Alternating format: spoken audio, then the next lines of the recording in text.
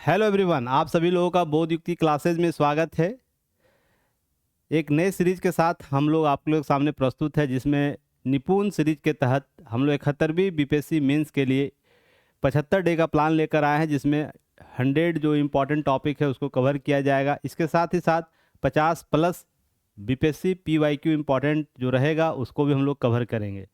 आज ये पहला डे है, तो हम लोग प्रयास करेंगे एक नए तरीके से टॉपिक को समझने का, जिसमें टॉपिक आज है मौर्य कला और उसकी विशेषता। तुलनात्मक अध्ययन के साथ यह समझने का प्रयास करेंगे कि मौर्य कला इतना इम्पोर्टेंट क्यों है, यहाँ से बार बार प्रश्न क्यों पूछे जा रहे हैं, और जब भी किसी कला की बात करते हैं तो क्या उसका एक तरफीय आकलन होना चाहिए या बहुपक्षीय आकलन होना चाहिए। प्रश्न आपको अभी तक साधारण तौर पर इसकी विशेषता से ही पूछा गया है, पर जब हम इसके विस्तार की बात करते हैं तो ध्यान में रखिएगा इसकी सीमाएं अनंत है, किसी भी तरीके से प्रश्न पूछे जा सकते हैं। तो पहले से हम उसके लिए तैयार रहें। इसी के लिए इस सीरीज़ के लिए 71वीं बीपीएससी निपुण सीरीज़ के लिए, जिसमें हम लोग कंप्लीट टॉपिक एनालिसिस की बात कर रहे हैं, उसमें एक नया कॉन्सेप्ट लेकर आए हैं, तुलनात्मक अध्ययन। अभी तक पूरा यूट्यूब पर आपको इस तरीके के वीडियो नहीं मिलेगा जहाँ पर तुलनात्मक अध्ययन हर टॉपिक में किया गया होगा, या सब टॉपिक में भी आपको तुलनात्मक अध्ययन किया गया होगा। तो इंतज़ार कीजिएगा हर चीज़ को समझने का। और यह थोड़ा सा वीडियो आप लोगों को 1 घंटे का वीडियो हो सकता है, तो थोड़ा अच्छा सीखने के लिए समय देने की ज़रूरत होगी। तो चलिए शुरुआत करते हैं। सबसे पहले समझने का प्रयास करते हैं कि इसमें जो प्रश्न कैसे पूछे गए हैं, उसमें हम उससे पहले देखेंगे किन किन बिंदुओं पर हम लोग चर्चा करेंगे जो आपके लिए एग्ज़ाम ओरिएंट होगा। तो सबसे पहले ध्यान रखना है, अगर हम इस टॉपिक से संबंधित बात करें, मौर्य कला से संबंधित, तो सबसे पहले ध्यान रखना है इसका परिचय हम लोग देखेंगे। विगत कुछ प्रश्नों का पूछे गए प्रश्नों के साथ हम लोग इसको देख लेंगे। मौर्य कला का संबंधी कुछ परिचय होगा, उसे भी हम लोग देखेंगे। साथ ही साथ क्या देखना है, कलात्मक विशेषताएं क्या रही है। कलात्मक विशेषताएं प्लस इसमें ध्यान रखिए बिहार विशेष भी हम लोग अलग से करेंगे, जो आप लोगों को लास्ट में हम लोग बिहार मौर्य कला में क्या साक्ष्य मिले उसी के संदर्भ में देखेंगे। वहाँ पर राष्ट्रीय स्तर पर भी देख लेंगे कहाँ कहाँ मिला है, प्लस बिहार के भी कुछ साक्ष्य यहाँ होंगे।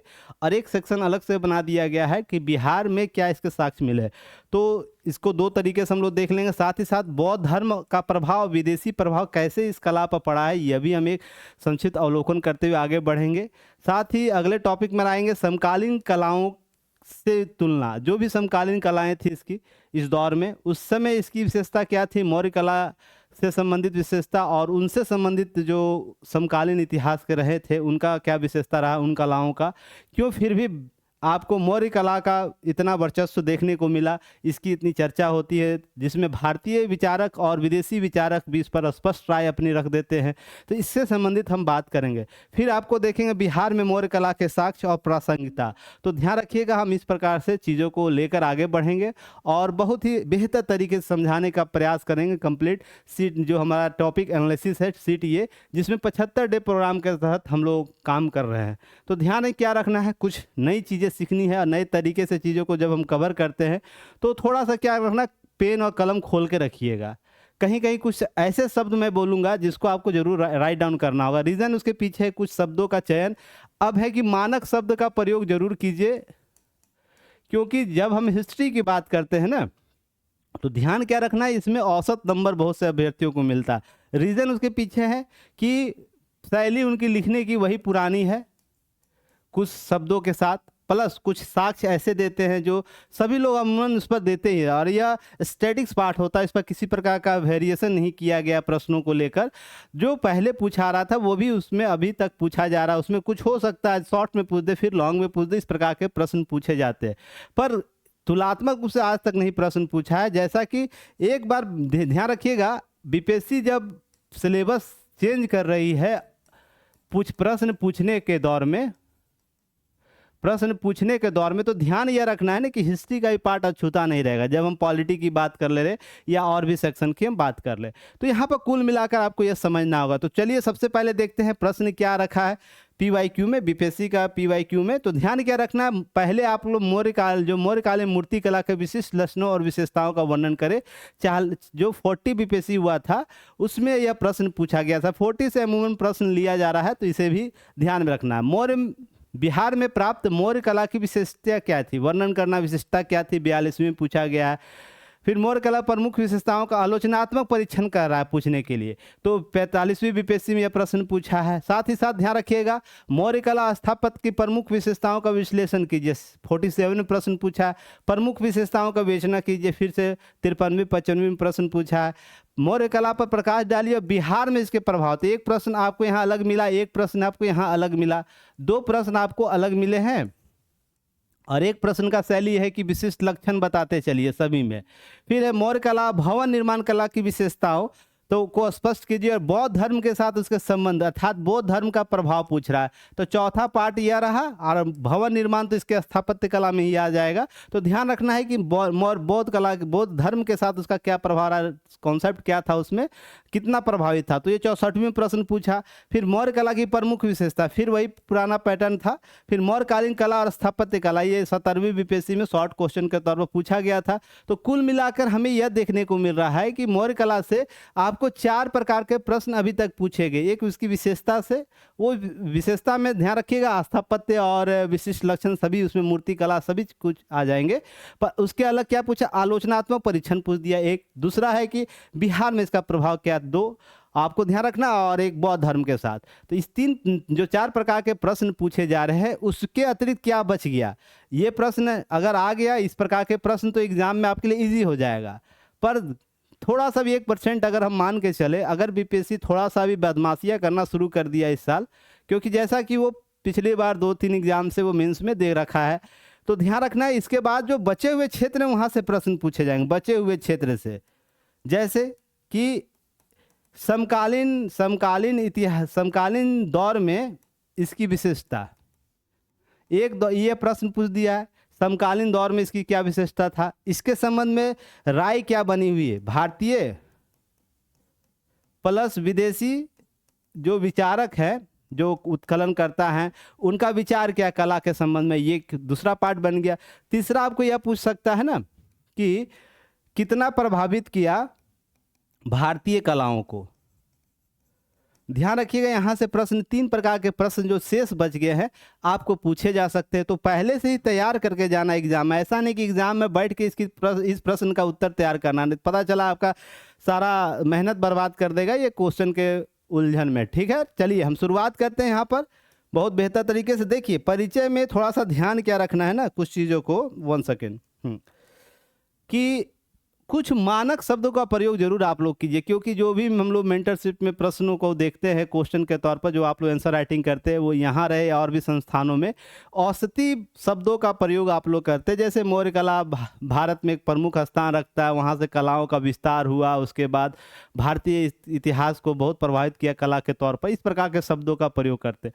तो कोशिश कीजिएगा कि शॉर्ट क्वेश्चन में प्रश्न पूछे तो ध्यान रखिए शॉर्ट क्वेश्चन में आपको 3 से 4 लाइन का भूमिका में ही या उससे भी कम में आप भूमिका का निर्माण करते हैं, तो ऐसे शब्दों का प्रयोग करें उस शब्द का ना व्यापक अर्थ निकल कर आए, उस शब्द का विस्तार अधिक क्षेत्रों तक समाहित कर ले। उस प्रकार का अगर शब्द यूज कर देते हैं तो कम ही जो आप शॉर्ट क्वेश्चन में आप जो 3 से 4 लाइन में आप लोगों को सारे भूमिका को लिख देना है उसको समाहित कर देगा और आप एक अच्छे भूमिका का निर्माण कर पाएंगे। तो इसी का प्रयास रहा है। तो देखिए मौर्य कला के संबंधी परिचय, तो ध्यान रखिएगा कुछ शब्दों को मैंने कलर भी कर दिया है, तो ध्यान यह रखना है कि इस प्रकार का अगर आप लोग प्रयास लगातार करिएगा हर टॉपिक में तो एक समय ऐसा आएगा कि आप भी इस तरीके का शब्दों का प्रयोग कर लेंगे। ध्यान रखिएगा मौर्य कला भारतीय प्राचीन कला के एक उत्कृष्ट और प्रभावशाली चरण है।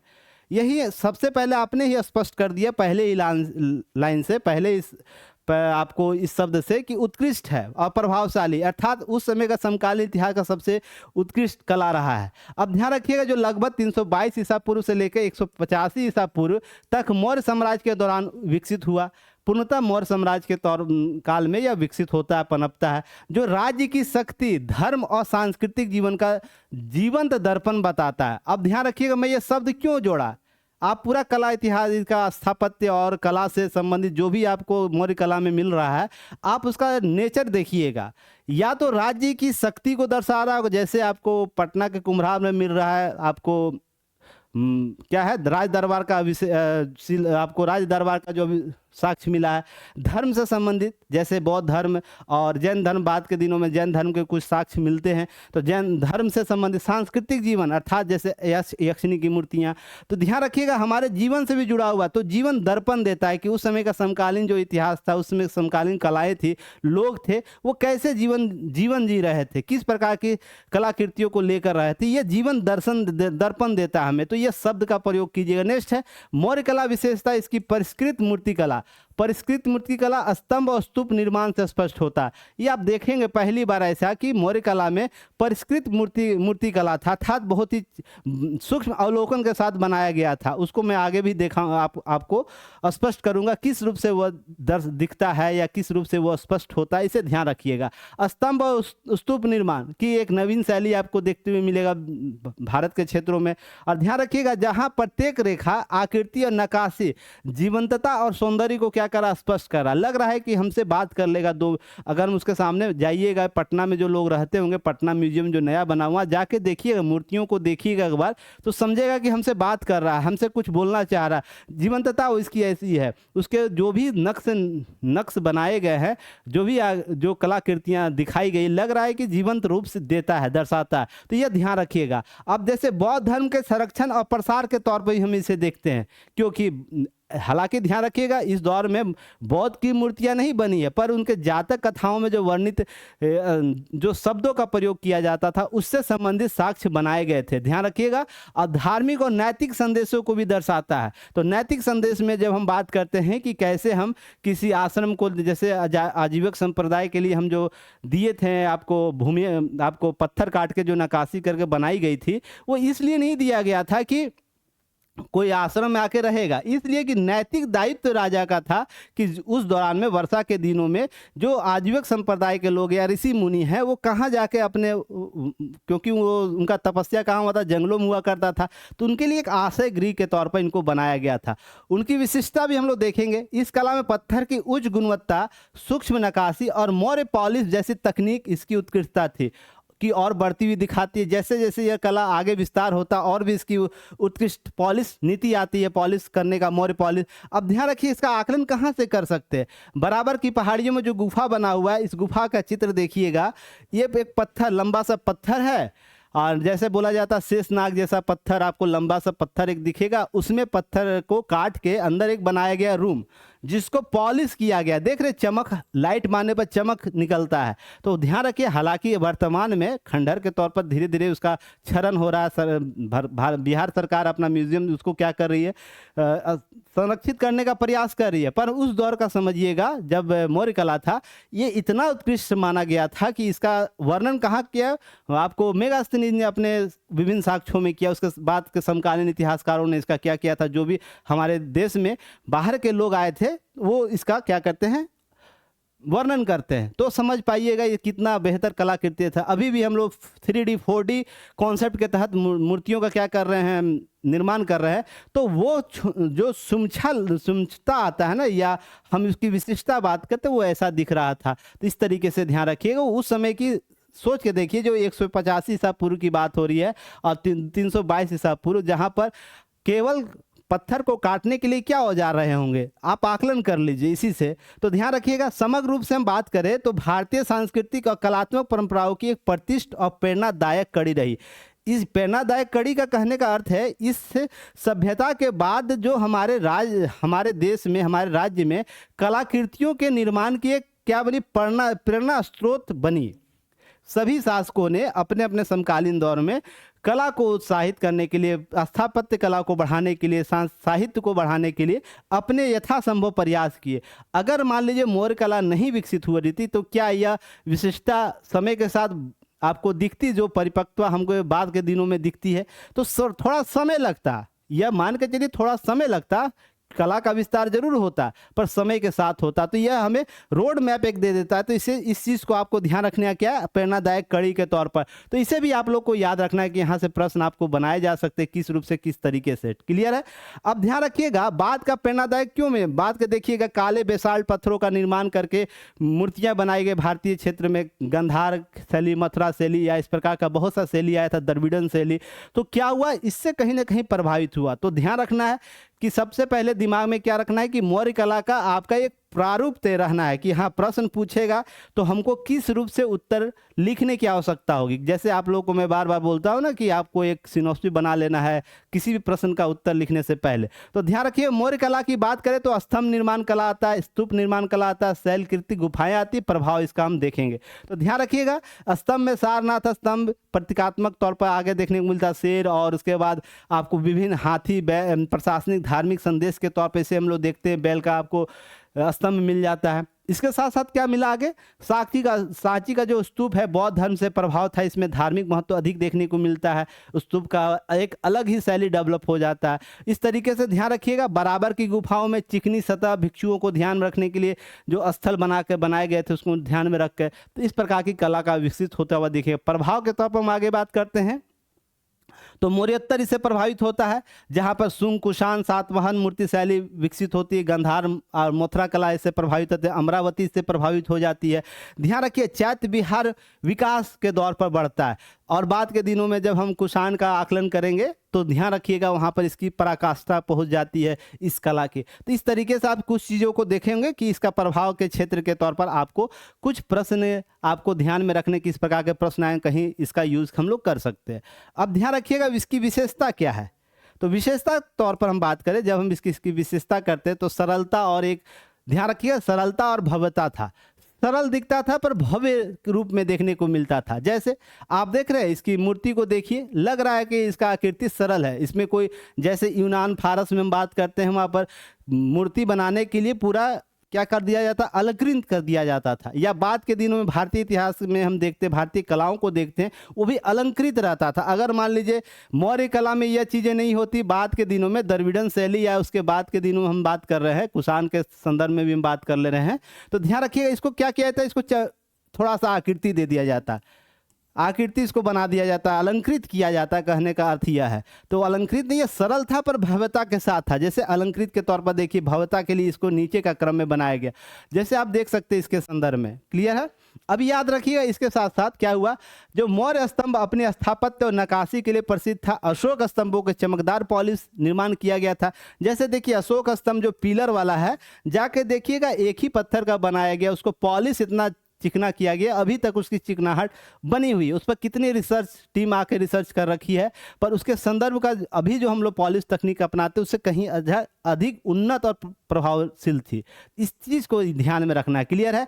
धार्मिक उद्देश्य था, जैसे धर्म का गहरा प्रभाव था, स्तूप चैत्य विहार और आपको अखंड स्तंभ देखने को मिले। ये क्या था, धर्मों का प्रभाव इसमें था, बौद्ध धर्म सनातन धर्म का आपको प्रभाव इसमें देखने को मिलता है। उस समय का समकालीन जो धार्मिक मान्यताएं थी, ध्यान रखिएगा। यह कला मुख्यतः बौद्ध और जैन प्रसार को बढ़ावा देने के लिए विकसित हुई। मुख्यतः इसका यही स्वरूप देखने को मिला। बाद के दिनों में और भी कलाओं को प्रभावित किया इस तरीके से। क्लियर है। अब प्राकृतिकता, ध्यान रखिएगा, प्राकृतिक स्तंभों को ध्यान में, प्राकृतिक चीजों को इसमें समाहित किया गया, जिसमें मानव, ध्यान रखिएगा, मानव पशुओं की मूर्तियों बनाई गई। और ध्यान रखिएगा जैसे सारनाथ का स्तंभ आपको मिलता है, बिहार में आपको बहुत से साक्ष्य से मिलते हैं, जो आपको ध्यान रखना है कि इसकी प्रकृति से जुड़ाव का बात करता है। जैसे हम सिंधु घाटी सभ्यता में देखते हैं ना कि प्रकृति पूजक लोग थे, प्रकृति की चीजें ज्यादा हमको साक्ष्य के तौर पर मिले, इसलिए ध्यान रखिए आकलन करता है। तो ध्यान रखिएगा प्रश्न कहीं इस तरीके से पूछ दे, किस आधार पर यह कहा जा सकता है कि मौर्य कला एक प्राकृतिक सूचक कला था, तो आपको इस सारे एग्जाम्पल आपको देने होंगे, जो आगे मैं और भी स्पष्ट करूंगा। तो ध्यान रखना है। क्लियर है। प्रश्न ऐसे ही बनाए जाते हैं, बस प्रयास आपको करने की आवश्यकता होगी।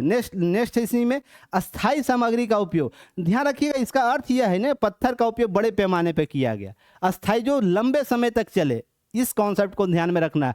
ऐसा नहीं कि ऐसी चीज़ों पर बना दिया गया कि कालांतर के बाद कुछ समय के बाद समाप्त हो जाए। अगर हम बात करें बाद के दिनों में अशोक की बात करें, तो इसी शैली का वो डेवलप करते हैं, जिस पर वो क्या करते हैं, एक ही पत्थर पर अपना राजकीय आदेश लिखते हैं, और पूरे देश में, यहाँ तक कि विदेशों में भी उनका क्या करते हैं, स्थापित करते हैं, जिसके माध्यम से यह समझा जा सकता है कि इनका विजन यह था ना कि हम अभी वर्तमान पीढ़ी को कुछ नहीं समझाएंगे तो अपने राजकीय आदेश से समझा ही दें, आने वाली पीढ़ियाँ इससे कुछ सीख पाए। तो यह ध्यान रखना है कि अस्थायी सामग्री का उपयोग इसलिए किया जा सकता है कि आने वाली जो पीढ़ियाँ हैं कुछ हमारे साक्ष्य को समझ, क्योंकि उसमें इस तरह डॉक्यूमेंटेशन वाला प्रोजेक्ट नहीं हुआ करता था कंप्यूटर ना, या कागज इस तरीके से जो लंबे समय तक चलने वाला मार्ग बना दे आपको और हम अपनी सभ्यताओं को जान पाए। तो ध्यान रखिएगा, ये एकमात्र कॉन्सेप्ट यही था कि अगर पत्थर पर हम लिख देंगे ना तो आने वाला जनरेशन हमसे, हमारी कलाओं से, हमारे राजकीय आदेशों को समझ पाएगा। तो इस तरीके से ध्यान रखिएगा। मौर्य कला स्तंभ और मूर्तियां अत्यधिक टिकाऊ और पॉलिश की गई थी। ध्यान रखिए, अत्यधिक टिकाऊ, इसलिए अस्थायी सामग्री का उपयोग करते हुए दिखता है। मौर्य का समकालीन जो मौर्य का जो कला स्थापत्य था, ये सब इस तरीके से आपको ध्यान में रखना है। अब इसके अतिरिक्त ध्यान रखना है क्या आएगा कि मौर्य कला की विशेषता, मौर्य कला की राजकीय संरक्षण प्राप्त था।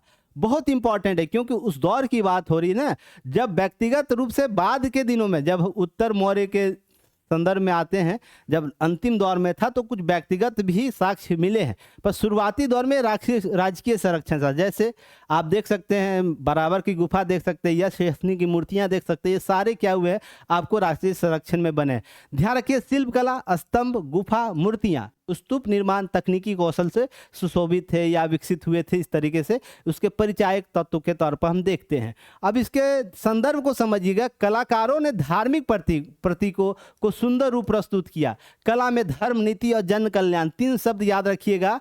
कला में वो धर्म को, नीति को और जन कल्याण को महत्ता दिए थे। 3 शब्द जरूर याद रखिएगा, जब भी उत्तर लिखिएगा 3 शब्द का प्रयोग जरूर कीजिएगा। धर्म के साथ वो समान व्यवहार अपनाए। नीति, जो राजकीय नीति होता था, व्यवहारिक नीति होता, लोगों की नीति होता, उसको उकेरना का काम किए अपने कलाकृतियों में। साथ ही साथ जन कल्याण से संबंधित जो जन कल्याण सभी आगे ध्यान रखिएगा। जैसे मूर्ति के तौर पर देखते हैं कि यह जो मूर्ति बना हुआ है जहाँ पर नृत्य दिखाया जा रहा है, यह ऐसी मूर्तियों का जो स्तूप का परिक्रमा करते हुए लोगों का दिखाया जा रहा है, वो क्यों है? जो हमसे जुड़ा हुआ है, धर्म से जुड़ा हुआ है, नीति, राजा का आदेश देता हुआ बहुत सा आपको अभिलेख प्राप्त होता है। इस तरीके से ध्यान रखना है। अब ध्यान रखिए, मौर्य कला में पत्थर का इस्तेमाल किया व्यापक पैमाने पर। लकड़ी, धूप में सुखाई गई ईंट, मिट्टी, हाथी दांत धातु इस्तेमाल कम किया गया, क्योंकि उस समय इस तरीके का जो अस्थायी कॉन्सेप्ट था कि लंबे समय तक हम इसे संरक्षित रख सके। अब ध्यान रखिए, यथार्थवाद और प्राकृतिक रूपांकनों को जोड़ दिया गया। यथार्थवाद जैसा है वैसा ही दिखाना है, ऐसा नहीं कि भाव भंगनी बना देना, जैसे यूरोपियन फारसी चित्रकलाओं में उस दौर में देखने को मिलता था। तो ध्यान रखना ये चीज़, यथार्थवाद प्राकृतिक रूपांकनों का यहाँ पर संरक्षण होता हुआ दिखेगा इसके कला में। इसके अतिरिक्त कई शैलियाँ, तकनीक, जो कई शैलियाँ हैं, तकनीक का मिश्रण आपको देखने को मिलेगा। फारसी का, अरमाइक का आपको यहाँ पर होता हुआ दिखेगा। चीनी का कुछ प्रभाव बाद के दिनों में तुलना जब हम करेंगे तो समझ में आएगा। नहीं, प्रभाव तो था, कन्फ्यूशियस और ताओवाद का कॉन्सेप्ट इसमें भी कहीं ना कहीं होता हुआ दिख रहा था, पर ध्यान रखिए कितना सत्य के करीब है वो उस समय के इतिहासकार समझ पाए होंगे। क्लियर है?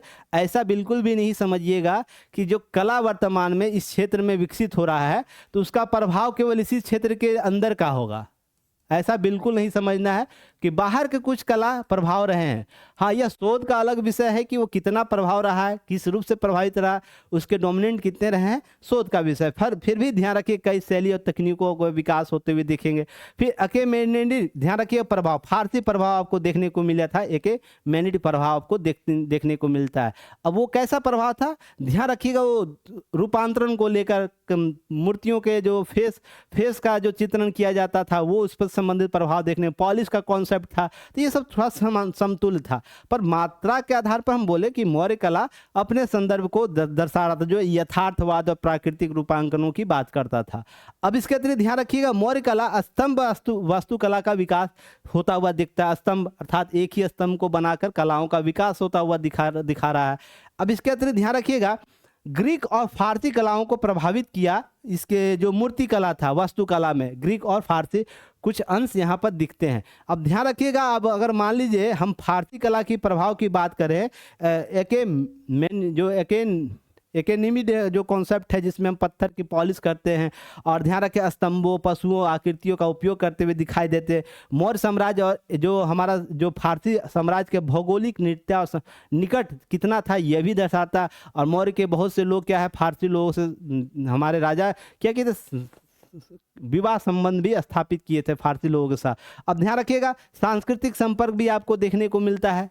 इसी तरीके कला, इसका अर्थ यह होता है कि समकालीन जो हमारा प्रभाव था हमारे कलाओं में, मौर्य कला पर, इसका मतलब है कि हमारे साथ भौगोलिक निकटता रही, भौगोलिक संबंध रहा होगा, एक दूसरे के साथ हमारा व्यापार होता होगा, द्विपक्षीय संबंध रहे होंगे, और सांस्कृतिक संबंध भी हमारे लोगों का वहाँ आना और उनके लोगों के यहाँ आना जाना हुआ करता होगा, ये स्पष्ट तौर पर बताता है। तो इस तरीके से प्रश्न भी आपसे पूछा जा सकता है, ध्यान रखिएगा।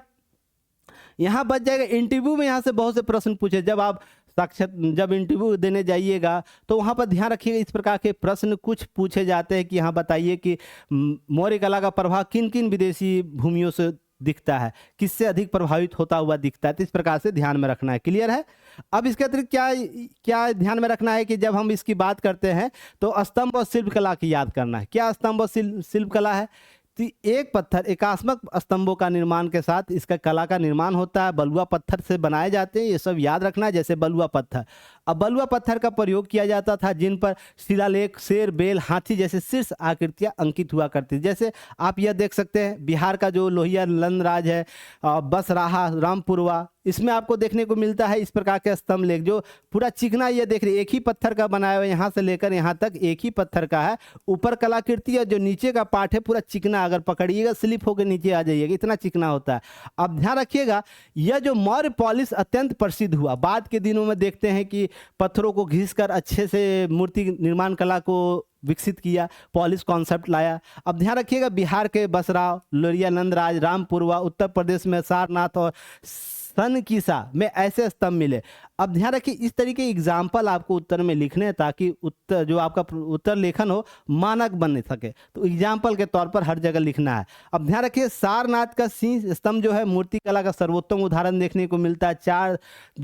चार दहाड़ते हुए शेरों की यह प्रतिमा धर्म चक्र को स्थापित कर, जो बाद के दिनों में हमारा राष्ट्रीय प्रतीक के तौर पर भी देखने को मिलता है। तो यह वर्तमान प्रासंगिकता इसकी जब हम बात करेंगे उसमें भी यह चीज़ें आ जाएंगी। तो इस तरीके से कुछ चीज़ों को ध्यान में रखना। अब ध्यान रखिएगा, ये जो कंटेंट आप लोग को दिया जा रहा है ना, एजुकेशन मिनिस्ट्री जो हमारा है केंद्र सरकार का, उसमें जो साथी ऐप, आप साथी पोर्टल जो लाया गया था, याद है साथी पोर्टल, उससे लिया गया है। तो आप लोग अगर कोशिश कीजिए किसी टॉपिक में अगर बेहतर कंटेंट चाहते हैं तो इस प्रकार के पोर्टल का उपयोग जरूर कीजिए, क्योंकि देखिए मानक सामग्री के साथ जब लिखिएगा ना तो क्या होगा कि आपका उत्तर ऑथेंटिक होगा। तो ध्यान में यह रखना है कि इस प्रकार का एग्जाम्पल मैं कहाँ से दे रहा हूँ, तो ये साथी पोर्टल चलाया गया था, याद कीजिए, आप लोग करंट में पढ़ाया था, तो वहाँ से आप लोग चीज़ों को ध्यान में रखना। जो एजुकेशन डिपार्टमेंट, वहाँ चले जाइएगा साथी पोर्टल पर, ठीक है। चलिए अब हम बात करते हैं मूर्ति और यक्ष प्रतिमाएं। ध्यान रखिएगा, यह क्यों इंपॉर्टेंट है कि चमकदार सतह हुआ करती थी, साथ में यथार्थवाद, शारीरिक गठन की स्पष्टता। देखिए हमारा शरीर कैसा है इसको दर्शाता है यह यक्ष यक्षिणी का मूर्ति। और यह ध्यान रखिएगा, परखम यक्ष विदिशा की यह जो मूर्ति है यह भी दिखाता है कि जो मेल होते थे वो थोड़ा सा हेल्दी हुआ करते थे और तोन निकला करता था। ऐसा नहीं कि आज के लोगों का ही तोन निकला करता है। ध्यान रखिए, उनके पोशाक दर्शाता है, फिर वो किस प्रकार के आभूषण पहनते थे ये दर्शाता है। यक्ष का जो मूर्ति था वो दिशा से जो प्राप्त हुआ था। वहीं हम बात करते हैं, ध्यान रखिएगा, पर जो पारखम है, और वहाँ पर जब दीदारगंज याचनी पटना की हम बात करते हैं तो ध्यान रखिएगा महिलाओं का शरीर किस रूप से रूपरेखा के तौर पर दिखाया जाता था, किस प्रकार के गहने पहनते थे, उनकी जो साड़ियाँ हुआ करती थी किस प्रकार से उनका बनावट था। ध्यान रखिएगा, जाइएगा पोर्टल पर, जाइएगा सारथी पोर्टल पर या बिहार टूरिज्म के पोर्टल पर जाइएगा, आपको इसका सूक्ष्म अवलोकन वहाँ दिखाया गया होगा, आप उसे जरूर सीखिए, देखिए। अगर प्रश्न पूछा जाएगा ना, केवल रट के ही उत्तर नहीं दिया जाता, उसको समझ के उसको महसूस करके उत्तर दिया जाता है। ध्यान रखिएगा।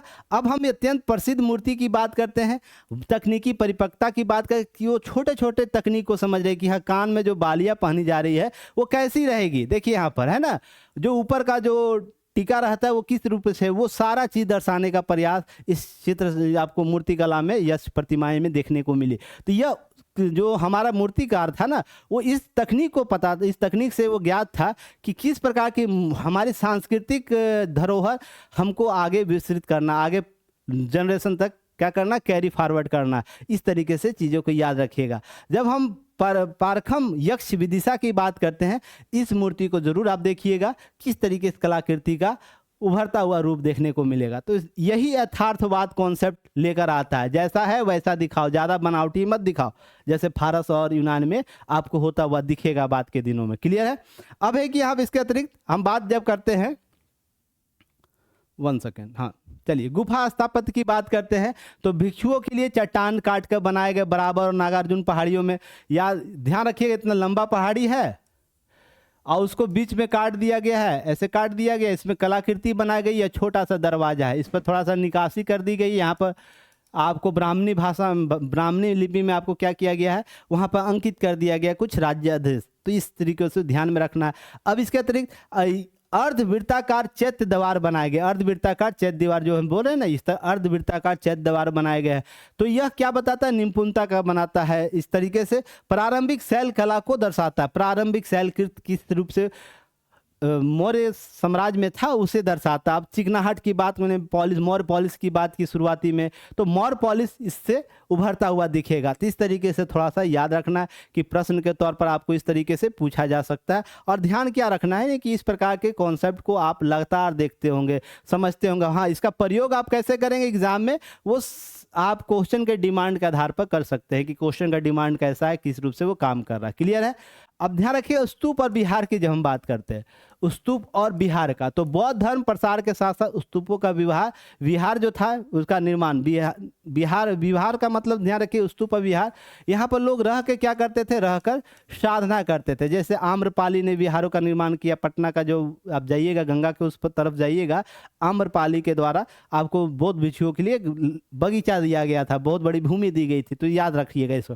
प्रारंभिक जो स्तूप है ईंटों से बने थे, जिन्हें बाद में पत्थरों से ढक दिया गया। सांची, बैराठ, राजगिरी, वैशाली, कपिल वस्तु, कुशीनगर मौर्यकालीन स्तूप मिले। अब ध्यान रखिएगा स्तूप जो बौद्ध थे स्मृति चिन्हों, जो आपको स्मृति चिन्हों पर बनाए गए थे। आगे चल के इनका विस्तार तोरण और मूर्ति शिल्पों में हुआ। ध्यान रखिएगा पहले क्या हुआ करता था, अंडाकार आपको हुआ करता था, सिंपल सा आपको यहाँ पर, और उसके बाद यहाँ घेर दिया जाता था शुरुआती दौर में। जब बाद के दिनों में मौर्य कला विकसित होता गया और भी चीज़ें प्रभावित होती रही, तो इसमें अलंकरण कॉन्सेप्ट आता है, जिसमें हम स्मृति चिन्हों के साथ इसका क्या करते, जैसे देख रहे होंगे वेदिका बनाई गया, वेदिका चारों तरफ से इसे बाउंड्री किया गया। बाउंड्री करने के बाद तोरण बनाया गया। तोरण कहने का मतलब आपको इस तरीके 2 खंभे, उसमें आपको क्या किया गया, 3 बैठा दिया गया, पट्टा सा सिल्ली बैठा दिया गया, उसको हम लोग तोरण कहते थे। प्रवेश द्वार जिसे हम लोग बोल सकते हैं। ध्यान रखिएगा। अब उसके बाद ये बीच का स्पेस हुआ करता जिस पर लोग परिक्रमा करते थे, जिसको हम लोग बाद में मेधी बोलते हैं। अंड, आपको ये जो अंडाकार आपको स्मृति देखने को मिलता है, ये अंड कहलाता था। और उसके ऊपर एक चरखुट बनाया जाता था, उसमें एक और भी, जैसे अभी आप देखते होंगे तड़िक चालक देखते हैं, उसी प्रकार से इसका प्रयोग किया जाता था। अब ध्यान रखिएगा, अब ये तड़िक चालक के तौर पर था या नहीं था, ये रिसर्च का चीज़ है, पर ध्यान रख उसी कॉन्सेप्ट के आधार पर उसी तरीके से आपको दिखेगा, जहां पर आपको एक क्या है, 1 सेकेंड,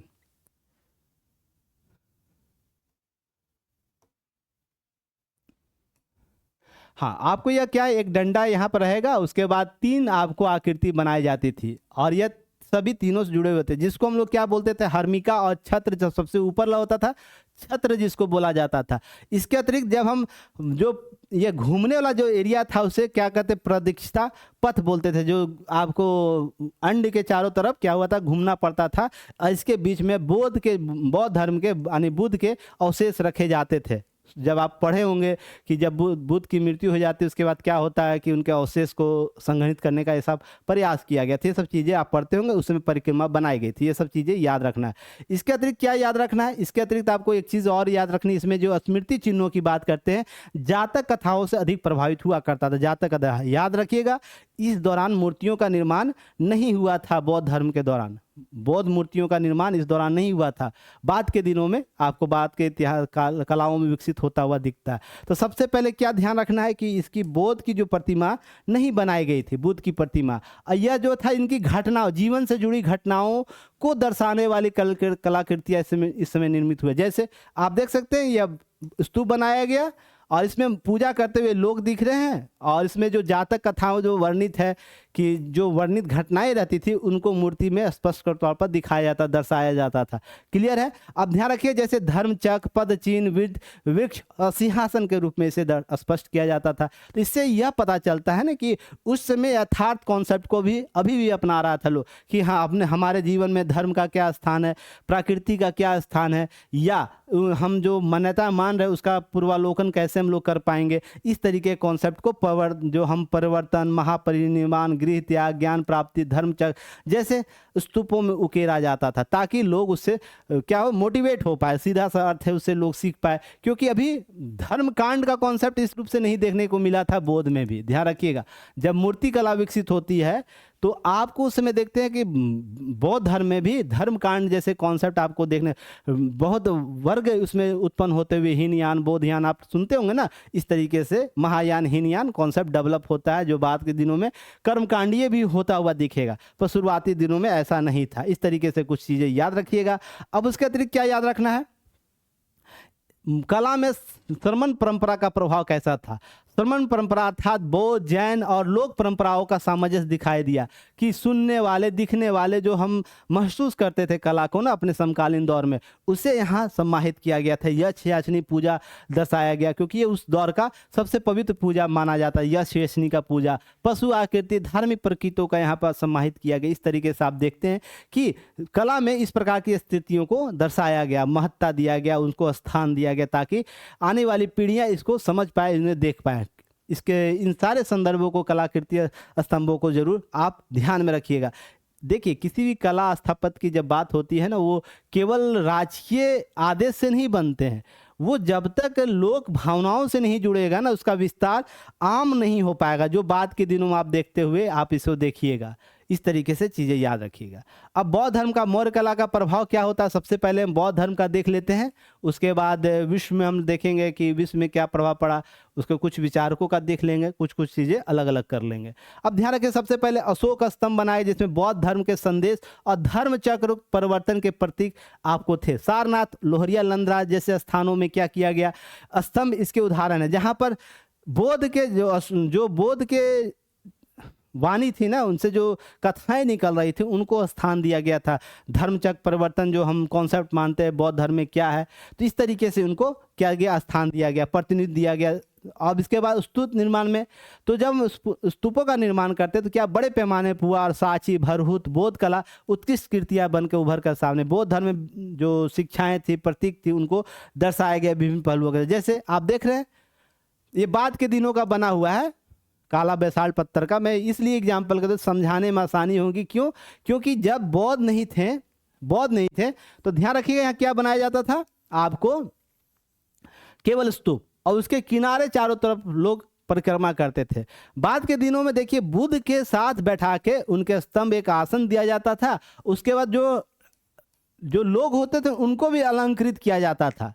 यह भी ध्यान रखना है। तो बाद के दिनों में कैसे प्रभाव छोड़ता है, इसको भी आलोचनात्मक जब परीक्षण कीजिएगा तो यही सब लिखना। बाद के दिनों में कलाओं का विस्तार किस रूप से हुआ, किस तरीके से अलंकरण स्टार्ट होता है, तो इसे आप लिख सकते हैं। फूल पत्तियों को सजाने का प्रयास आपको करना लगा। फिर बाद में देखेंगे, जो ये देख रहे हैं ना बैठने का, जो यह बहुत ही कलाकृति उत्कृष्ट नमूना पेश किया गया, जहाँ पर कलाकृतियाँ, कुछ स्तंभों को, कुछ जानवरों का फोटो लगाया गया, यानी फोटो कहने का मतलब पत्थर में उकेरा गया, इस तरीके से चीज़ें दी गई। अब ध्यान रखिए, अहिंसा का संदेश देता हुआ दिखेगा शुरुआती बौद्ध धर्म में प्रभाव। मौर्य कला में अहिंसा, सह अस्तित्व, करुणा जैसे कॉन्सेप्ट को डेवलप किया गया। इस तरीके से कुछ चीज़ों को ध्यान में रखना है।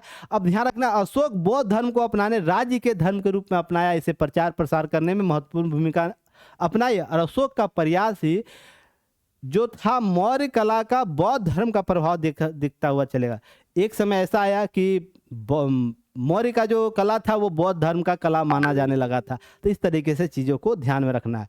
इसके अतिरिक्त क्या याद रखना है, इसके अतिरिक्त आप विदेशी प्रभाव की जब बात करते हैं तो मौर्य कला फारसी और हेलेनिस्टिक कला का प्रभाव होता हुआ दिखेगा। ध्यान रखिएगा, फारसी और हेलेनिस्टिक लगभग एक ही है, बस कुछ कलात्मक विशेषता अंतर है, जिसमें हम बात करते हैं जब सिकंदर महान मृत्यु के बाद फारसी और अन्य सांस्कृतिक प्रभाव के कारण एक दूसरे से प्रभावित करती थी।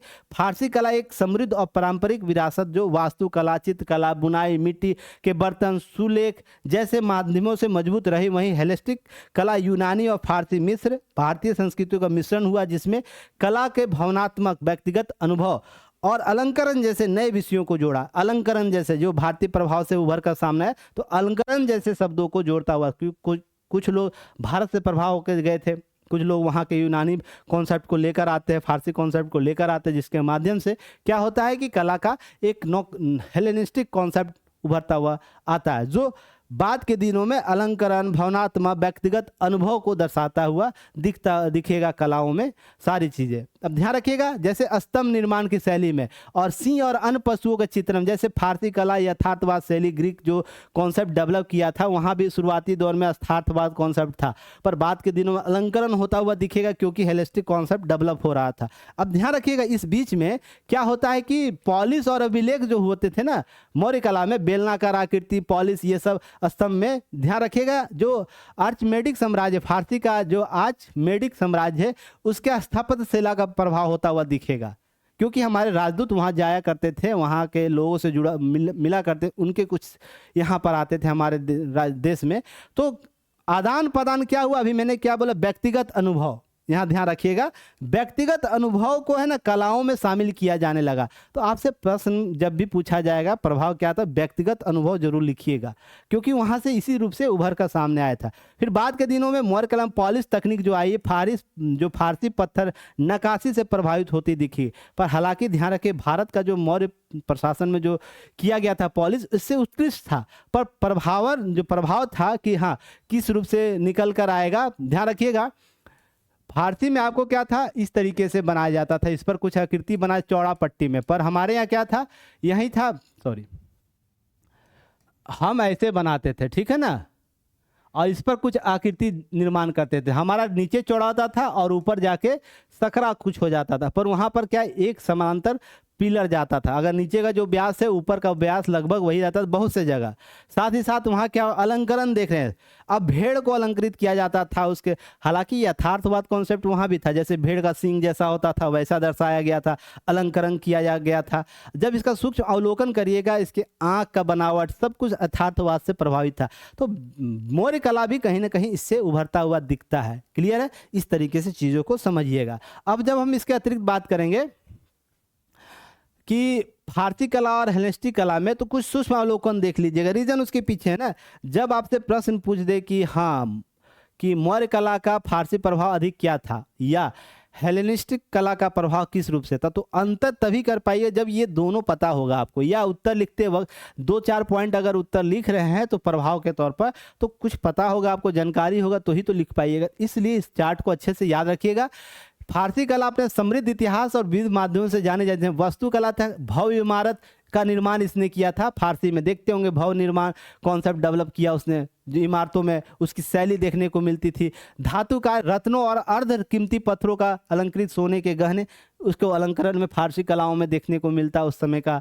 फिर शिल्प में रंगीन इनेमल और जटिल सोने की सेटिंग के साथ गहरे होते हुए देखेंगे। पर हमारे यहाँ कब आता है, जब यही कला बाद के दिनों में जब आता है मुगल साम्राज्य में, जब आप देखते हैं उस समय अलंकरण का कॉन्सेप्ट जहाँ पर हीरे जवाहरात के साथ चीज़ों को विकसित किया था। हालांकि ध्यान रखिए द्रविड़न शैली में भी सोने का अलंकरण होता हुआ दिखेगा, पर नकीन जो है ना, सोने के साथ नक्काशी करना, जो पत्थरों का इनेमल करना या पित्रा जुरा कॉन्सेप्ट जो आप लोग बाद में पढ़ते हैं ना, वो कॉन्सेप्ट आपको फारसी कलाओं में शुरुआती दौर में, प्रारंभिक दौर में उसी समय से विकसित होता हुआ दिखता है। अब ध्यान रखिए डिजाइन था फूलों, जानवरों, पौराणिक जीवों के सूक्ष्म विवरण वाले डिजाइन। आप देख रहे हैं जानवर इसके प्रमुखता में था। घोड़ा है, घोड़ा बैठता हुआ योद्धा है, उसका चित्र बनता हुआ दिखेगा, या युद्ध करते हुए देखेगा, या देखते कोई जो गुलाम हुआ करते थे वो कैसे अपने राजा का अनुसरण करते थे, वो शैली दिखाता। उसके साथ साथ यह भी दिखाता वो जो अपने कंधे पर एक साफा पहनता, पीछे पहनता था। जब आप यूनानी लोगों को देखिएगा, बहुत सी मूवी है जिसको देखिएगा आप लोग, उसके अपने पीछे एक कपड़ा लग रखा रहता, उसका भी दिखाता था, हवा से उड़ता हुआ वो कैसे दिखेगा। तो ये सब सारे चीज़ें दिखने को मिलता था। वहीं हेलेनिस्टिक कला में ध्यान रखिए संस्कृति मिश्रण है, संस्कृति का मिश्रण, जैसे यूनानी, फारसी, मिस्र, भारतीय, सभी का संस्कृति जो था उसको मिलाकर बनाया गया एक नई शैली विकसित होता हुआ दिखता है, जहाँ पर सभी का मिश्रण कुछ कुछ होगा, सबके कलाओं का विकास आपको यहाँ पर उभर कर आएगा। वहीं जब भावनात्मक रूप से हम बात करें, वही सेम टू सेम जो प्रभाव व्यक्तिगत अनुभव के आधार पर दर्शाया गया, भारतीय प्रभाव इस पर अधिक होता हुआ दिखेगा आपको। नाटक करना, जो नाटकीय है वास्तुकला और मूर्तिकला में नाटकीय भव्यता पर जोर दिया गया, जो नहीं है उससे भी बढ़ा चढ़ा के दिखाया गया, जिसके आधार पर आकलन आपको होता हुआ दिखेगा यह कला। फिर कला में जोर अधिक अलंकरण और विस्तृत डिजाइन शामिल किए गए, फारसी प्रभाव को दर्शाता है। फारसी बाद के दिनों में क्या होता है, अलंकरण कॉन्सेप्ट लेकर आता है, डिजाइन बहुत ज़्यादा दिखाने लगा। छोटे छोटे देखिए, आप छोटे छोटे देख रहे हैं, ये अलंकरण है। आपको अभी न लग रहा होगा, जब तुलनात्मक अध्ययन कीजिएगा तो लगेगा नहीं। दोनों का अगर चित्र रख दिया जाए, मूर्ति रख दिया जाए, तो सबसे ज़्यादा अलंकृत भरा पड़ा यानी शरीर में, मान लीजिए हम एक पत्थर लिए तो इसमें फारसी वाला जो ना अधिक लकीर खींचा रहेगा, सिंपल सा समझिए, और अगर भारतीय वाला होगा इसमें कम होगा या तो नहीं भी होगा उस पत्थर में। तो अलंकरण के माध्यम में, अलंकरण के मात्रा में आपको फारसी का जो था अधिक था। अब इस तरीके से याद रखिएगा, लाओकुल और उसके बेटे जैसे कामुक और भावनात्मक मूर्तियों का निर्माण किया। हमारे अच्छी अच्छी की मूर्तियां आपको कामुक रूप से दिखती है। अब ध्यान रखिएगा, हर क्षेत्र का कला प्रभाव अपने जीवन शैली से प्रभावित था, तो वहाँ पर इस तरीके के प्रभाव आपको देखने को मिलते हैं। फिर कोरिन्थियन स्तंभों में, अब ध्यान रखिएगा, उपयोग करके विशाल और नाटकीय इमारत, जैसे आपको एक लिंडोस का पर एथोना का अभ्यारण्य दिखाया गया, यह अलंकरण आपको देखते हुए मिलेगा। उसके अतिरिक्त सजावटी कला की बात करें तो मिट्टी के बर्तन अब तक अधिक रंगीन और अलंकरण थे, जो बाद के दिनों में धातु और बर्तनों पर नकल करते हुए मिलते हैं, छोटे छोटे धातु पर भी नकल करते हुआ मिलेगा। अब आभूषण फारसी शैली में जो हमारे जोड़े पहनने जाने वाले कंगन और अन्य आभूषणों का निर्माण, जिनके रत्नों का उपयोग किया जाए, जो रत्न हम लोग पहनते थे उसका भी उपयोग बाद के कला में, हेलेनिस्टिक कला में होने लगा। तो जब तुलना कीजिएगा ना, तो क्या कीजिएगा, इनके कलात्मक विकास को रखिएगा, मौर्य कलात्मक विकास को रखिएगा, और दोनों का अंतर रख दिएगा। जैसे मूर्ति कला में क्या अंतर था, उसके बाद वास्तुकला में, सजावटी कला के तौर पर क्या था, हम सिंपल थे, ये बहुत अलंकरण था। रंगीन आपको अलंकृत धातु बर्तनों का प्रयोग करता है, हमारे यहाँ धातु प्रयोगों को बाद में मिलता है। हालांकि ध्यान रखिए, टेराकोटा का कॉन्सेप्ट होता हुआ दिखेगा। 1 सेकेंड होल्ड कीजिएगा।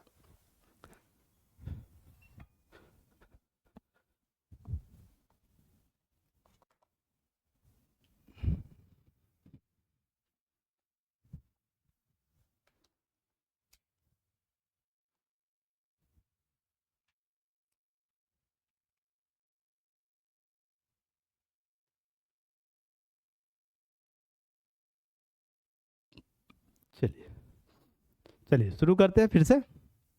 अब इसके अतिरिक्त क्या याद रखना है, इसके अतिरिक्त आपको यह भारतीय विचारकों और विदेशी विचारकों की राय जरूर याद रखनी है। नया कॉन्सेप्ट आप लोगों को हम दे रहे हैं, जिसमें आप लोग को याद रखना है कि मौर्य कला संबंधी विचारकों की राय क्या थी।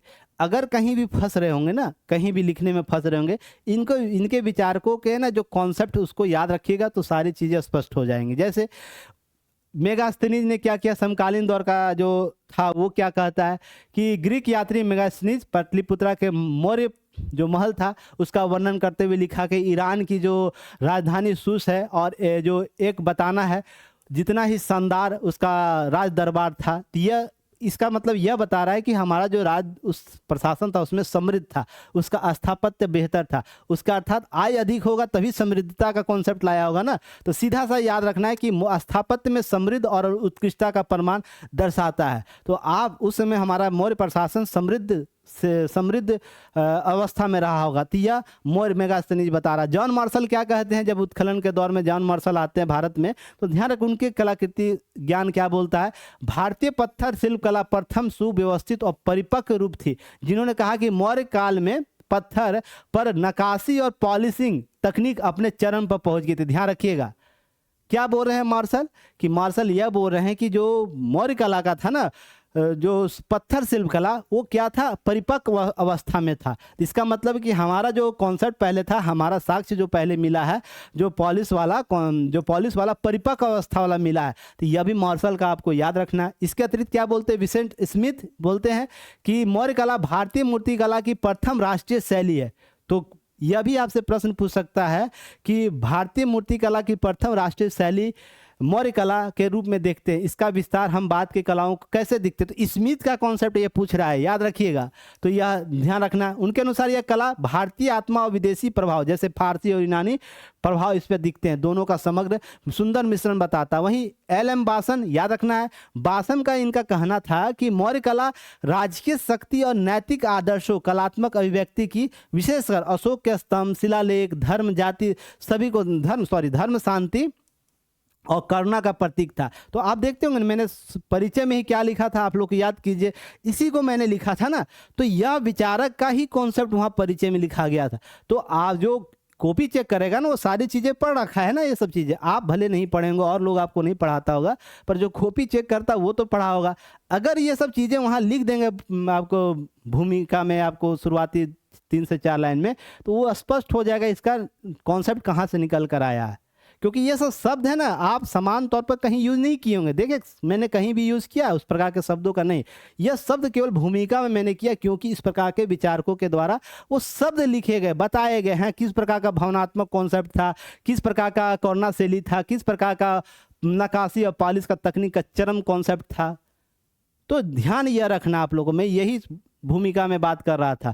तो याद रखना, इन सारी चीज़ों को रिवीजन करिएगा। पर्सी ब्राउन बोलते हैं कि मौर्य काल में स्थापत्य परंपरा भारतीय वास्तुकला भव्यता और तकनीकी परिपक्वता को प्रदान करता है, जो सारनाथ के सी स्तंभ में स्पष्ट रूप से दिखता है, और उनके लिए भारत की सबसे शिल्प उपलब्धि मानते हैं। तो आपसे प्रश्न यह भी पूछा जाता है शॉर्ट में कि सोमनाथ का जो सी स्तंभ उसके बारे में बताइए, मौर्य कला के विशिष्ट योगदान इस जो हमारा जो सारनाथ का सिंह स्तंभ है। तो ध्यान रखिएगा, पर्सी ब्राउन का अगर कुछ लाइन लिख दिए, भले पर्सी ब्राउन को मत लिखिए, जीएस में ये सब चीज़ें बोलता है कि नहीं लिखना है, लोग बोलते हैं, पर ध्यान रखिएगा कंटेंट लिखा ही नहीं जा रहा तो नंबर कहाँ से मिलेगा। हिस्ट्री में सभी अभ्यर्थियों को औसत नंबर मिलता है, रीज़न उसके पीछे यही है कि आप स्टैंडर्ड चीज़ों को नहीं लिखते हैं, वही सभी कॉपी पेस्ट किए जा रहे हैं, जो आपको पुराने चीज़ बताया जा रहा है। और लोग अपने आप को क्या बोलते हैं, हम बहुत बड़े बड़े अच्छे नोट्स दे रहे हैं। आप तुलना कर लीजिएगा, जो भी यूट्यूब पर पढ़ा रहा होगा, जो भी आपको बहुत मानक इंस्टीट्यूट मानता है, उनके कंटेंट से मिला लीजिए, नहीं मिलेगा। रीजन कि वो मेहनत नहीं करना चाहते, केवल चीज़ों को सतही चीज़ों को लेकर बनाना शुरू कर देते हैं। तो ध्यान रखिएगा, इस प्रकार के कॉन्सेप्ट को जरूर आप ध्यान में रखिएगा। अब भारतीय विचारकों में याद रखिए राधा कमल मुखर्जी जी को, यह क्या बोलते हैं, मौर्य कला केवल राजकीय वैभव का प्रतीक नहीं था, यह बल्कि नैतिक, धर्म, सामाजिक एकता का गहरा संबंध दर्शाता था। साथ ही साथ हम क्या थे, जीवन मूल्यों को सजीव कलात्मक अभिव्यक्ति करता। देखिए मैंने भूमिका में क्या लिखा था, अभिव्यक्ति बोला था ना, तो ध्यान यह रखना, इस प्रकार के शब्दों का प्रयोग करना भूमिका में। आर.सी. मजूमदार, मौर्य कला भारतीय कला के इतिहास के नई दिशा का प्रारंभ था। ध्यान रखिए, मजूमदार जी जब स्वतंत्रता आंदोलन का आकलन करते हैं तो इनको स्वतंत्रता आंदोलन नहीं मानते, उनके बीच बीच का मानते हैं, पर मौर्य कला का आकलन जब करते हैं वो स्पष्ट तौर पर भारत की कला को बोलते हैं कि यह नई दिशा दिया, अर्थात प्रेरित किया हमारे बाद की कलाओं को। ध्यान रखिएगा, इन्हें काल में शिल्प कला, स्थापत्य, मूर्ति कला परिपक्व रूप से प्राप्त होता है। भारतीय कला प्रारंभिक स्वर्ण युग बोलते हैं, जैसे गुप्ता काल को बोला जाता स्वर्ण युग ना, तो कला में प्रारंभिक स्वर्ण युग किसको बोलते हैं मजूमदार जी, ये मौर्य कला को बोलते हैं। तो आपको यह याद रखना है कि मजूमदार क्या बोले थे। इस तरीके से नीलकंठ शास्त्री, इनका नाम इतना बड़ा है, आप जाके इनका इतिहास पढ़िएगा, कितने रिसर्च किए, मजूमदार, राम कमल मुखर्जी, नीलकंठ शास्त्री, अब ये सब नाम याद रखिएगा तो ना, ध्यान रखिएगा। अब ये बोलते हैं कि अशोक कालीन स्तंभ, शिलालेख भारतीय शासन और धर्म उत्कृष्ट प्रधान, सभी लगभग वही बात बोल रहे, बस शब्दों का अलग अलग प्रयोग हो रहा है, ध्यान रखिएगा। अब सहिष्णुता, मानवता का झलक स्पष्ट तौर पर दिखते हैं, पूरा मौर्य प्रशासन इसी पर टिका है। सहिष्णुता और मानवता का जो रणभेरी से धम्मभेरी का कॉन्सेप्ट अशोक लेकर आते हैं, तो इस तरीके से याद रखना है। अब इसके अतिरिक्त पांडुरंग वामन काने का नाम याद रखना। डॉक्टर काने क्या बोलते हैं, राजकीय धर्म नीति की जो आपको कलात्मक व्याख्या मौर्य प्रशासन में दिखता है।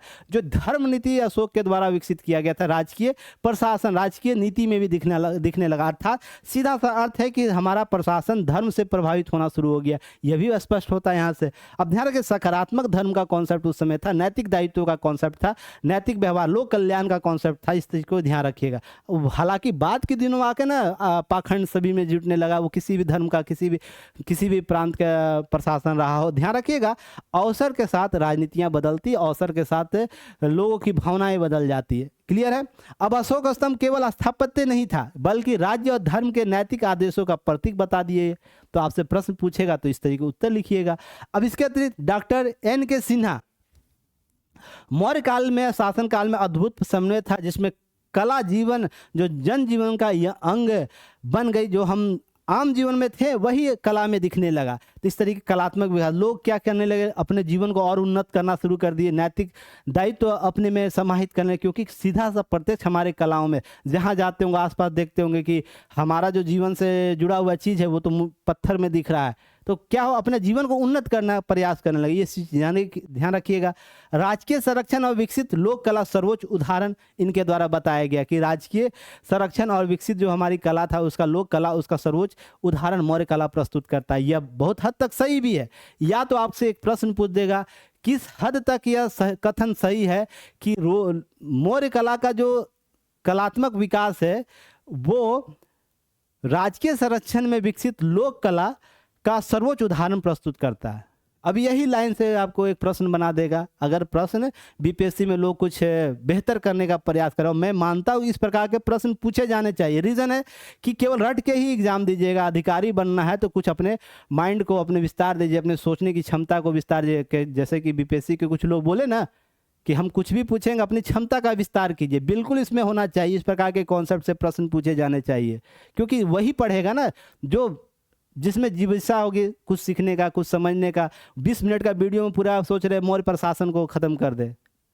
समझ रहे हैं मैं बात क्या कह रहा हूँ? तो थोड़ा सा समय लीजिए और चीज़ों को आगे करते हुए आगे बढ़िए। चलिए, अगर हम बात करते हैं तुलनात्मक अध्ययन, यह बहुत इंपॉर्टेंट है कि आप जब तक यह नहीं बताइएगा 5 लोग परिवार में है तो कौन सबसे बेस्ट है कैसे बता दीजिए, बस शरीर के आकृति से बता दीजिए। हो सकता है जो बलशाली आदमी आपको दिख रहा है वो नैतिक रूप से पतन उसका हो रखा हो, उसका व्यवहारिक गुण उसका कम हो रखा हो, तो यह तभी पता चलेगा जब उसका तुलनात्मक अध्ययन किसी मानक के आधार पर कीजिएगा। तो इसी तरीके से कला का जब मानक बनाते, प्रभाव क्षेत्र के आधार पर, वास्तुकला, शैली, सामग्री, उद्देश्य के आधार पर, तो आप देखते होंगे फारसी कला पर्शियन कला की तुलना जब मौर्य से करते हैं तो ध्यान रखिएगा फारसी कला आरंभिक जो प्रभाव मौर्य स्तंभों और पॉलिश तकनीकों पर दिखाई देता है, जबकि भव्य महल, ऊंचे स्तंभ और पशु मुख अलंकरण प्रमुख था फारसी कला में। यह ध्यान रखना है जो मैंने आप पीछे चर्चा किया। सरल सामंजस्य और धार्मिक भाव का युक्त था मौर्य प्रशासन, वही अधिक सजावटी राजकीय वैभव आपको प्रदर्शन होता हुआ दिखता है फारसी कला। तो इस तरीके की तुलनात्मक, ये शॉर्ट क्वेश्चन पूछेगा, इतना ही 4-4 पॉइंट लेके उसको विस्तार के एलेबोरेट कीजिएगा अपने शब्दों के साथ, सारी चीज़ें आपको 8 नंबर का क्वेश्चन आए, 7 नंबर क्वेश्चन, उसमें से मैक्सिमम नंबर आपको प्राप्त होगा। अब इसके अतिरिक्त सामग्री बालू, जो भारतीय बालुआ पत्थर और ग्रेनाइट का प्रयोग बाद के दिनों में होता हुआ दिखता है, वहाँ पर संगमरमर और रंगीन पत्थर का प्रयोग किया जाए। कितना अंतर है देखिए। अब ध्यान रखिए, धर्म और नैतिकता का प्रचार यहाँ किया गया। सम्राट की शक्ति और गौरव का प्रदर्शन फारसी कला में देखते हैं। झुकता हुआ, मैंने अभी बताया था ना, झुकता हुआ गुलाम दिखाया गया है। तो इस तरीके से आपको यह समझना होगा, इस तरीके से यहाँ पर अंतर होगा। वहीं यूनानी ग्रीक कला के साथ तुलना जब करते, मूर्ति कला, भाव विभक्ति कैसा था कलाओं में, तकनीक और प्रभाव की बात करते हैं तो मौर्य कला और यूनानी में ध्यान रखिएगा यथार्थवाद धार्मिक प्रतीकों का आधारित मौर्य कला था। वहीं वो मानव शरीर का भौतिक सुंदरता बताता था, क्योंकि अभी भी आप देखते होंगे यूनानी कॉन्सेप्ट, जहाँ यूनान का साम्राज्य रहा था, वहाँ पर अभी भी भौतिक सुंदरता अर्थात सजावटी सुंदरता अधिक महत्व देता, शारीरिक सुंदरता को अधिक महत्व दिया जाता है। यह कॉन्सेप्ट समझिएगा। फिर हम जो भाव व्यक्त करते थे, भाव से जो भावनाएं निकलती थी वो कैसी थी हमारे मौर्य कला में, आदर्श, शांत और आध्यात्मिक प्रकृति की थी। आप देखते होंगे प्रदक्षिणा करता हुआ, अर्थात जो हमारा जो वस्तु था उसका प्रदक्षिणा करता हुआ आपको साक्ष्य मिलेगा इस तरीके से। फिर उसके गतिशील, भावनात्मक, यथार्थ परख यहाँ पर था। इसके बाद तकनीक, पत्थर की पॉलिशिंग और प्रतीकात्मक रूप से इसको लिया गया था। वहीं उसमें आपको यूनानी कला में संगमरमर का आपको नक्काशी और शरीर रचना की सटीकता दिखाई गई थी। अब प्रभाव में यूनानी कला और सीमित प्रभाव, अशोक स्तंभ के आपको मूर्तियों को देखा जा सकता है। और वहीं आपको जब यूनानी की बात करते हैं, मुख्य उद्देश्य सौंदर्य दर्शाना था और नाटकीय प्रभाव आपको स्पष्ट करना था। नाटकीय जो बनावटी हो सकता है कुछ और था, पर वास्तविक रूप से हमें दिखाया कुछ और गया था। इस तरीके से कुछ तुलनात्मक अध्ययन करते हैं। इसके साथ साथ चीन के उस समय के जब हम तुलना करेंगे चीनी कला से, जैसे हम ताओवाद और कन्फ्यूशियस दर्शन की बात करते हैं ना, तो ध्यान रखिएगा धार्मिक प्रभाव बौद्ध धर्म से प्रेरित था। मौर्य कला, चीनी कला किससे था? ताओवाद और कन्फ्यूशियस दर्शन से प्रभावित होता हुआ दिखेगा। वहीं वास्तुकला पत्थर आधारित स्तंभ और गुफा से प्रभावित था, और चीनी कला लकड़ी आधारित, अभी भी देखते होंगे लकड़ी का अधिक वहाँ पर प्रयोग किया जाता है, और मूर्ति कला आपको विकसित होता हुआ दिखेगा। वहीं उद्देश्य धर्म प्रचार, जन कल्याण था। यह आध्यात्मिक संतुलन, प्रकृति के प्रति श्रद्धा था। अधिक प्रभाव प्रकृति की ओर चीनी कला होता हुआ दिखेगा, अभी भी वहाँ दिखता है। ऐसा नहीं कि वर्तमान में बदल गया, कुछ चीज़ें समय के साथ बदली हैं, कुछ उसमें नवीन प्रवृत्तियां आई है, पर अभी भी प्रकृति के साथ जुड़ा हुआ आपको श्रद्धा दिखेगा। जब बौद्ध धर्म का विकास होकर चीन में गया, तो चीन के द्वारा बौद्ध धर्म को अपनाया गया, तो और भी उसको उन्नत कर दिया, उसके कॉन्सेप्ट को, उसके नैतिक दायित्व को। इस तरीके से शासन में जो दिखता है ना, उसको जीवन नहीं कहते। जो आम जीवन में आके लोग भी, जो लोग आके बौद्ध धर्म का प्रचार करने के लिए भारत से चीन जाते हैं, वहाँ के लोग भारत में आते हैं, भारत के बौद्ध धर्म स्थलों का जब भ्रमण करते तब समझ में आया वहाँ का लोगों का जीवन कैसा है, कैसे वो काम करना चाहते हैं। अब इसके अतिरिक्त ध्यान रखिएगा भारतीय समकालीन परंपराओं से तुलना, जैसे पूर्व मौर्य कला, जैसे मगध और नंद की बात करते हैं, तो सामग्री हमारे यहाँ था मौर्य कला में आपको पत्थर का व्यापक प्रयोग, उस समय लकड़ी और मिट्टी का प्रयोग पूर्व मौर्य कला में जैसे मगध और नंद में आपको होता हुआ दिखेगा। अब इसके अतिरिक्त पॉलिशिंग और नक्काशी की परिकाष्ठा आपको कच्ची और असंगठित शैली होता हुआ दिखेगा। इसके बाद धार्मिक प्रभाव आपको जो बौद्ध धर्म की गहरी आपको छाप देखने को मिलती है, और यहाँ पर स्थानीय जनजाति और वैदिक परंपराओं का संगम होता हुआ दिखेगा। तो इस तरीके से कुछ प्रभाव पूर्व के दिनों में होता। बाद के दिनों में ध्यान रखिएगा दक्षिण का द्रविड़ शैली, मथुरा और गंधार शैली और भी क्या हो जाता है, अलंकृत हो जाता है, और भी चीज़ों को और भी स्पष्टता के साथ प्रस्तुत करने शुरू कर देता है, क्योंकि गंधार और आपको ये जो शैली था, मथुरा शैली, वो कहीं ना कहीं बाहरी जैसे ग्रीक समुदायों से प्रभावित था, इस इंडो ग्रीक से। उसके बाद द्रविडियन शैली, जो जहाँ पर अभी आप मूर्ति देते हैं विदेश भर, सभी राजाओं के नाम पर शैलियाँ विकसित हुई बाद के दिनों में, उस तरीके से प्रभाव होता हुआ दिखेगा। तो जब हम द्रविड़ का शैली एक छोटा सा PDF आप लोगों को ग्रुप में भेज देंगे, उसमें आप वहाँ देख लीजिएगा, क्योंकि वो द्रविड़न शैली से इस प्रकार के प्रश्न नहीं पूछे जाते हैं, फिर भी आपको कुछ जान के जाना है। अगर प्रश्न तुलनात्मक पूछ दे तो आप उसका उत्तर दे पाए। अब ध्यान रखिए बिहार में मौर्य कला, ये बहुत इंपॉर्टेंट है।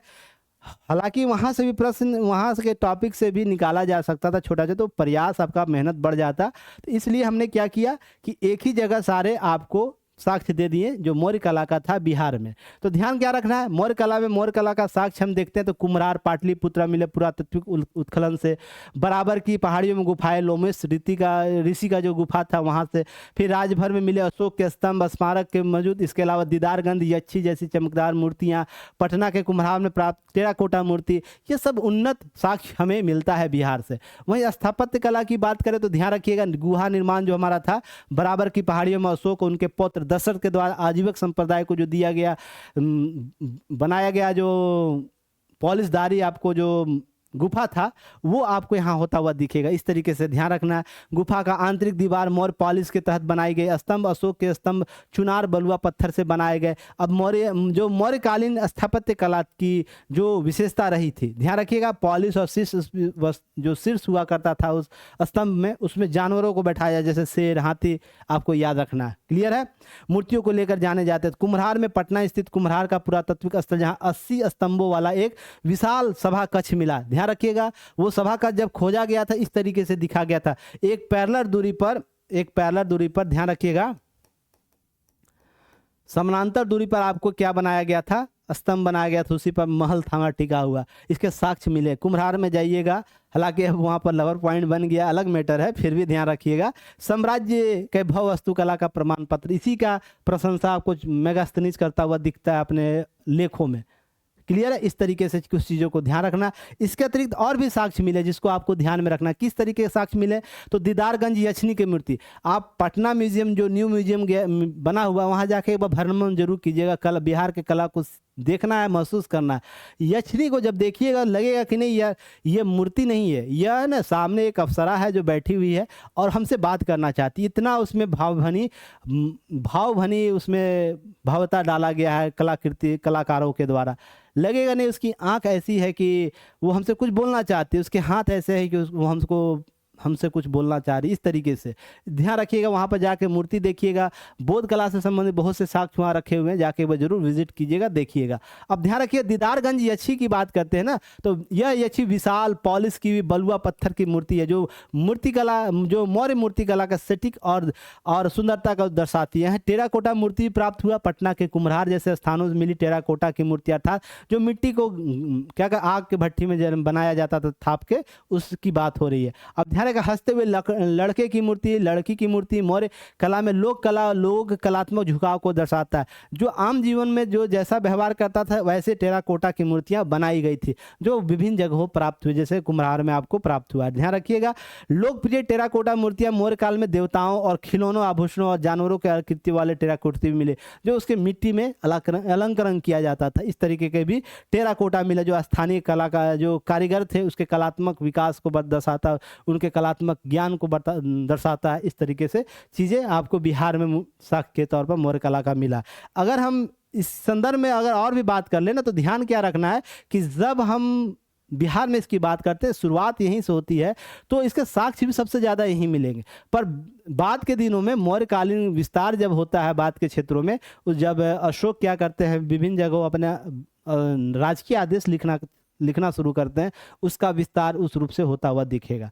पर जनजीवन के तौर पर इसकी प्रासंगिकता की बात करें तो सबसे इंपॉर्टेंट पार्ट याद रखना है क्या है कि भारतीय कला का आधार यह बन गया, क्योंकि इसके बिना हम जब इसकी कला का आकलन नहीं करेंगे तो बाद के दिनों में स्थापत्य कला कैसे उभरेगा, यह जानकारी नहीं मिल पाती है। तो ध्यान रखिए, आधारशिला बनता है और आगे चल के गुप्त और मध्यकालीन कला का विकास इसी से प्रभावित होता हुआ दिखेगा। इससे उन्नत हुआ पर इसी से प्रभावित होता हुआ दिखेगा। वहीं पर धार्मिक एकता का प्रतीक होता हुआ दिखेगा, जहाँ पर बौद्ध धर्म अहिंसा के संदेश बढ़ावा दिए आज के भारतीय समाज में भी हमें दिखता है। अभी भी हम नैतिक जो दायित्व संभाले हुए, वो इस प्रकार के जो साक्ष्य हमें मिले हैं, हमें दर्शा रहा है कि हमारा जो पूर्वज थे किस रूप से अपने राजकीय आदेश में काम करते थे या किस प्रकार से मानवीय जीवन में व्यवहार करते थे, उसका पूरा जीता जाता सबूत ये देता है।